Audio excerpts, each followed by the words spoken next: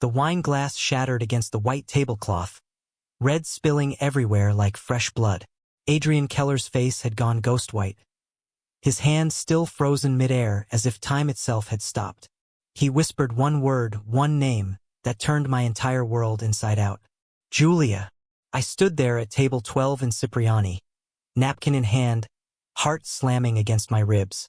Just seconds earlier I'd done the most unprofessional thing I'd ever done in 6 years of waiting tables in Manhattan's most exclusive restaurants. I'd asked a guest a personal question. "Excuse me, sir. My mother has that exact same tattoo on her wrist. The red rose with thorns twisted into an infinity symbol. What does it mean?" That was all it took. Now the billionaire everyone in New York knew by name, Adrian Keller, worth billions, the self-made tech genius who'd come from nothing, was staring at me like I just pulled a corpse out of the grave and handed it to him. He didn't answer my question. Instead, his voice came out cracked and raw. "What is your mother's name?" "Julia Rossi." The glass fell, shattered. $500 bills hit the table. And before I could even clean up the mess, he was gone. Out the door into the cold October night, leaving me with nothing but questions and the echo of a name I'd grown up hearing in my mother's saddest silences. That was the night everything I thought I knew about my life cracked wide open. My name is Lucia Rossi. I'm 24. Up until that Friday night 3 months ago, my story was simple and painful in the ordinary way.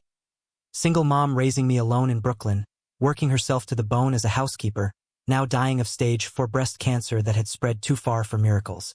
I dropped out of NYU to work double shifts, trying to keep the medical bills from swallowing us whole. I thought I knew every corner of my mother's heart. I thought the tattoo on her left wrist was the only secret she'd ever kept from me. I was wrong, because the man who fled Cipriani that night wasn't a stranger to her. 25 years ago, before I was even a possibility, Adrian Keller had been the love of her life. And though none of us knew it yet, he was the father she'd spent my entire childhood telling me was gone. Let me take you back to how it all unraveled. It started with a late shift on a packed Friday in October. The restaurant was electric, laughter bouncing off crystal, the scent of white truffle and aged steak thick in the air. I'd already been on my feet for 8 hours, smile locked in place, when Josh pulled me aside. "Lucia, table 12, private corner. VIP wants total discretion and our absolute best server." "That's you." "Who is it?" "Adrian Keller." Even I knew the name. German immigrant who arrived in New York with nothing, built a software empire that changed how the world protects data. Forbes covers, keynote stages, the kind of money that buys islands. And tonight, for reasons no one understood, he was dining alone. I approached the table with the water pitcher steady in my hand. He sat with his back to the wall, charcoal suit perfectly cut but no tie, dark blonde hair threaded with early silver. He looked tired. Not the tired of a long flight, but the tired of someone carrying something heavy for decades. His eyes were on the skyline beyond the window, distant, almost lost. "Good evening, sir. My name is Lucia. I'll be taking care of you tonight. May I start you with something to drink?" He glanced up, offered a small polite smile. "Red wine. Whatever you recommend." I suggested the Bordeaux, poured his water, set down the bread. He barely noticed, just kept staring out at the lights. I've served a lot of wealthy people eating alone, and it always hits me the same way. You can own half the city and still sit in a 5-star restaurant on a Friday night with no one across from you. What's the point of all of it then? I took his order: filet mignon, medium rare, asparagus, no sauce, and turned to leave. That's when his sleeve shifted just enough. The tattoo was small, delicate. The red faded but unmistakable. A single rose, its thorns curling and twisting into the shape of an infinity symbol. My breath caught so hard I almost dropped the order pad. I knew that tattoo. I'd traced it with my finger since I was old enough to hold a crayon. I'd asked about it every birthday, every Mother's Day, every time I caught my mom staring at it when she thought I wasn't looking. "Mama, why do you have a rose on your wrist?" "It's from a long time ago, Tesoro. Before you." "But what does it mean?" She'd touch it gently, eyes far away. "It means love can be beautiful and painful at the same time. And sometimes it lasts forever, even when everything else falls apart." Who was he? A sad smile. Someone I loved very much. He's gone now. That was all she'd ever say. After a while I stopped asking. But now the exact same ink, same design, same placement, same wrist, was staring up at me from a billionaire's arm. I couldn't move. He noticed. Is everything all right? I should have apologized and walked away. Professionalism 101. Instead, the words tumbled out. I'm so sorry, sir. This is completely out of line. But my mother has that exact same tattoo. Same rose, same thorns forming the infinity. I've never seen it on anyone else. Ever. The change in him was instant. Every muscle locked. The wine glass froze halfway to his lips. What did you just say? I repeated it softer this time. His voice came out barely above a whisper. What is your mother's name? Julia. Julia Rossi. The glass slipped, hit the table edge, shattered. Red wine spread fast across the pristine cloth. I reached for napkins on instinct, babbling apologies, but he wasn't listening. His eyes were fixed on me, wide and stunned. Julia, he breathed, like a prayer or a curse. I couldn't tell which. I kept dabbing at the spill. Let me get you another glass. He was already standing, pulling out his wallet, throwing down bills without counting. I have to go. Keep the money. I'm sorry. And just like that, he was gone. I stood there holding soaked napkins, staring at the empty chair, the shattered crystal, the blood-red stain. 5 crisp $100 bills sat on the table. More than enough to cover a meal he never ate. What the hell had just happened? When my shift finally ended at 2 a.m., I stumbled into my tiny apartment in Astoria, kicked off my aching heels, and immediately texted Mom. Mama, do you know someone named Adrian Keller? No answer. She was probably deep under from the pain meds and exhaustion. Chemo had been brutal that week. Couldn't sleep. So I did what any 24-year-old does when the world tilts. I Googled him. Article after article. Forbes profiles. TechCrunch interviews. Photos of him on stages at charity galas, shaking hands with presidents and prime ministers. Always alone. Never a wife, never a girlfriend on his arm. One headline from years back. Why has Tech's most eligible bachelor never settled down? In the article, a direct quote from him. I was in love once.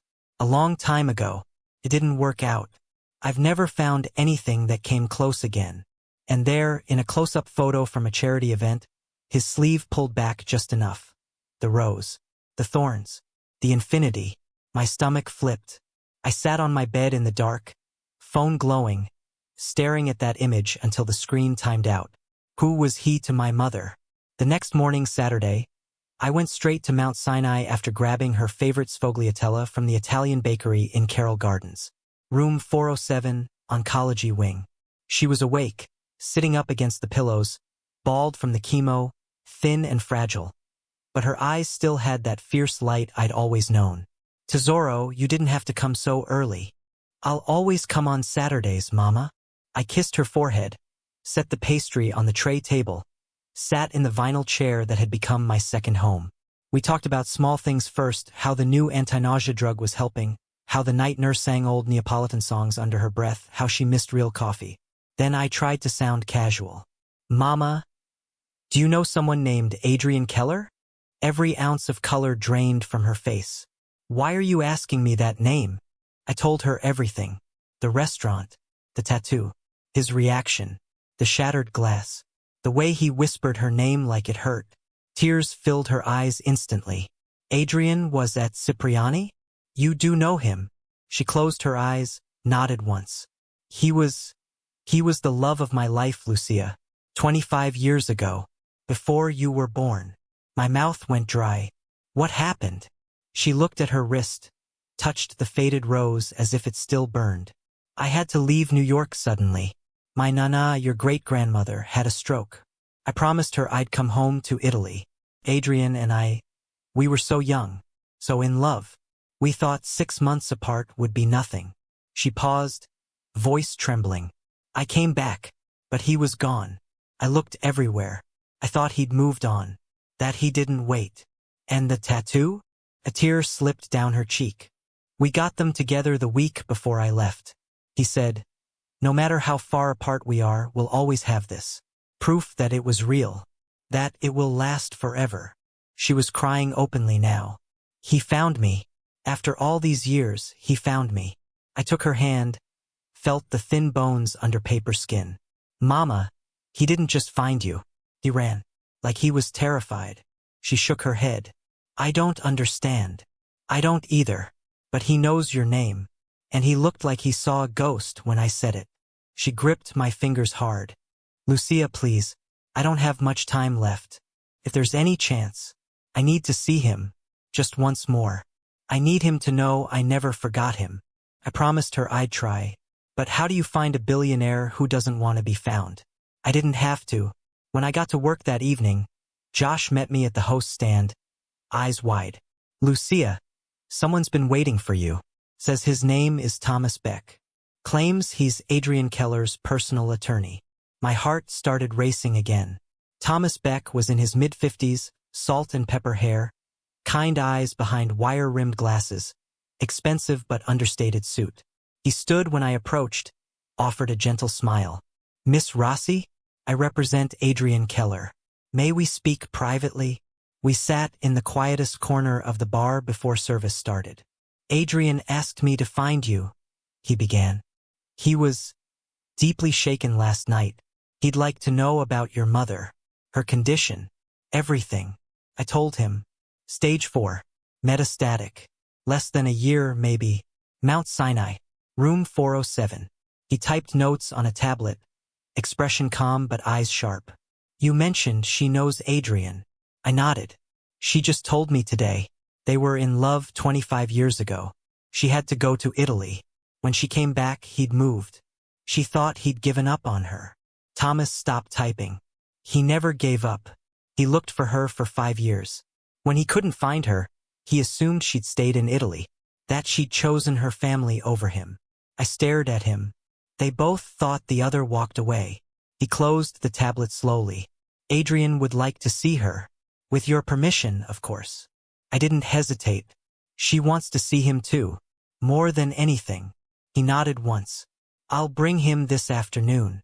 3 hours later, there was a soft knock on the door of room 407. I opened it. Adrian Keller stood in the hallway, looking like he hadn't slept.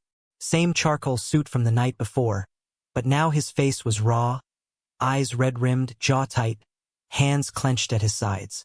Is she? She's awake. She knows you're coming. I stepped aside. He walked in slowly, almost afraid. Mom was sitting up in bed, scarf wrapped around her bare head, for line in her arm, thinner than anyone should ever be. But the moment she saw him, something shifted. Her whole face lit up, like the girl she used to be rushed back into her eyes. Adrian, she whispered. Julia. He crossed the room in 3 strides, sat carefully on the edge of the bed, took her hand like it was made of glass. His thumb brushed over her tattoo, then his own. They didn't speak for a long time, just looked at each other. 25 years of silence filling the space between them. Then they both started to cry. I slipped out quietly and closed the door. For the next 2 hours I sat in the hallway, scrolling my phone without seeing it, giving them the privacy they'd been denied for a quarter century. When the door finally opened, Adrian stepped out. His eyes were swollen, face pale. He looked at me in a way that made my stomach drop, like he was seeing me for the first time. Lucia, he said, voice hoarse. We need to talk. Right now. We went down to the cafeteria, bought coffees we didn't drink, sat at a corner table under harsh fluorescent lights. He couldn't stop staring at me. You're scaring me, I said. What happened in there? He wrapped both hands around his cup as if to steady them. Lucia, when is your birthday? The question came out of nowhere. March 15th. Why? What year? 2000. Adrian, what is going on? He closed his eyes, took a deep, shaking breath. When your mother went to Italy in the summer of 1999, she didn't know it yet, but she was pregnant. The world tilted. With you. Couldn't breathe. She found out a month after she arrived. She planned to tell me when she returned. But when she came back to New York in January 2000, 7 months pregnant, She went to my old apartment. I'd moved a month earlier. New job. Better pay. She couldn't find me. His voice cracked. You were born March 15th, 2000, in this very hospital. And she was completely alone. I shook my head, trying to make sense of the words. Are you saying? I'm saying, he said, tears spilling over, that we believe I'm your father. The cafeteria lights blurred. Sound faded. All I could hear was my pulse roaring in my ears. Everything I thought I knew about where I came from. Every story Mom told me about a father from Italy who disappeared was a shield. A way to protect me from the truth that the man who should have been there had been searching for her the whole time, never knowing I existed. I stood up so fast the chair scraped loud against the tile. I need to hear this from her. I walked back to room 407 on legs that didn't feel like mine. Mom was waiting, eyes already wet. He told you, she said quietly. I sat, took her hand. Tell me everything. From the beginning. And she did. How they met in the spring of 1999. How he was working construction back then, saving every penny, learning code at night. How she was 23, fresh from Italy, cleaning offices, dreaming of something bigger. How they fell hard and fast that summer. Picnics in Central Park, late-night walks over the Brooklyn Bridge, promises that felt unbreakable. How her Nana's stroke pulled her back to Italy with no choice.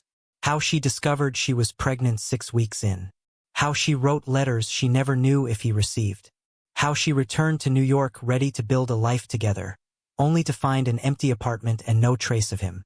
How she searched for 2 weeks while 7 months pregnant, exhausted and terrified. How she finally stopped, convinced he'd moved on. How she raised me alone, telling herself it was better I never know a father who didn't want us. I thought I was protecting you, she whispered. Both of you. I wasn't angry. How could I be?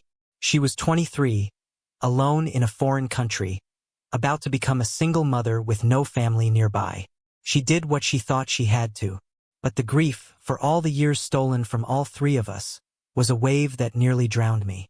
I hugged her for a long time. When I finally stepped out, Adrian was waiting in the stairwell, sitting on the concrete steps like a man carrying the weight of 2.5 decades of regret. We talked for hours. He told me why he moved in December 1999.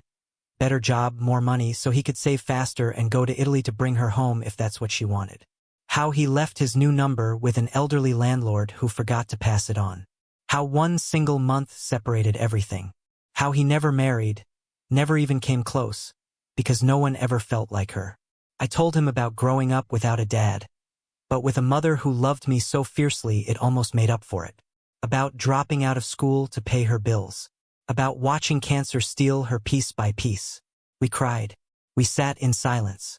We started, slowly, to become something neither of us had ever had, father and daughter. A DNA test confirmed it 3 days later, 99.9%. We met in Mom's room to open the results together. When Adrian read the number aloud, his voice broke completely. He looked at me with tears streaming. Lucia, you're my daughter. Mom reached for me. I reached for her.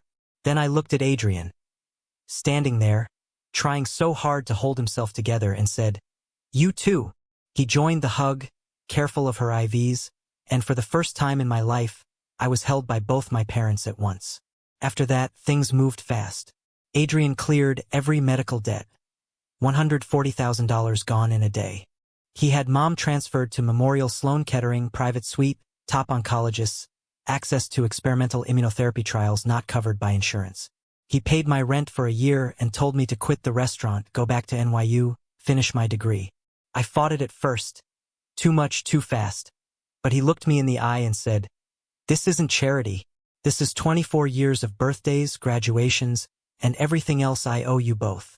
Mom's tumors began to shrink. Not gone. Not a cure. But stable. Doctors started using words like years instead of months. 6 months after the night of the shattered wine glass, Adrian proposed to my mother in her hospital room on a quiet Tuesday afternoon. He didn't get down on one knee. He sat beside her bed, held her hand, and said, I should have done this 25 years ago. I should have put a ring on your finger and never let you get on that plane. I was young and scared and stupid, I'm not scared anymore. Julia Rossi, will you marry me? She said yes through happy tears.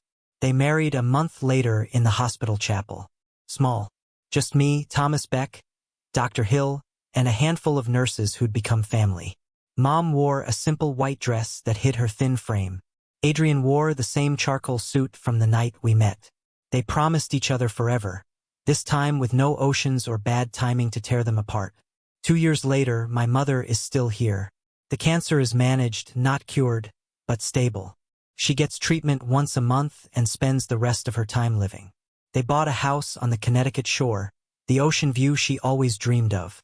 They travel when she's strong enough, back to Italy, to Germany, reclaiming pieces of the lives they lost. I graduated NYU last spring. I work at a publishing house now, reading manuscripts about love and loss and redemption, thinking every day how life is stranger and kinder than fiction. Last weekend I had dinner at their house. We sat on the porch watching the sun sink into Long Island Sound, wine glasses catching the last light. At one point I looked over and saw them holding hands, left hands intertwined, wrists turned just enough for the tattoos to show. 2 roses. 2 sets of thorns woven into infinity symbols. Faded now, 27 years old, but still there. I asked quietly, "Do you ever regret getting them?" Knowing how much it hurt. Adrian answered first. Never. It was the only thing that kept me going, knowing that Mark meant she was real. That what we had wasn't a dream. Mom smiled softly. I thought about removing mine sometimes, but I couldn't. It was all I had left of him. She looked at him, eyes shining. And now it's a reminder that love doesn't die. Even when you think it's gone. Even when 25 years pass. It waits. In Italian she whispered, L'amore bello, ma fa male, et per sempre. Love is beautiful, but it hurts. And it's forever. They didn't get the fairy tale with the perfect ending. Cancer is still there. It may win one day, but not today. Today they have sunsets and quiet evenings and each other. Today they have forever, however long forever turns out to be. And today, for the first time in my life, I have both my parents holding my hands across a dinner table, tattoos touching like bookends on a story that refused to stay closed. That's my story. The night a shattered wine glass and a faded tattoo brought 3 lost people home to each other. If you stayed with me this far, thank you. This one's personal, and sharing it still makes my heart race. If it touched you, do me a favor, hit like button, share it with someone who needs hope today, and subscribe if you want more real stories like this. And tell me in the comments, has there ever been a moment in your life when one tiny detail, a song, a scent, a mark on someone's skin, uncovered a truth that changed everything? I will read every single one. Thank you for listening. See you in the next story.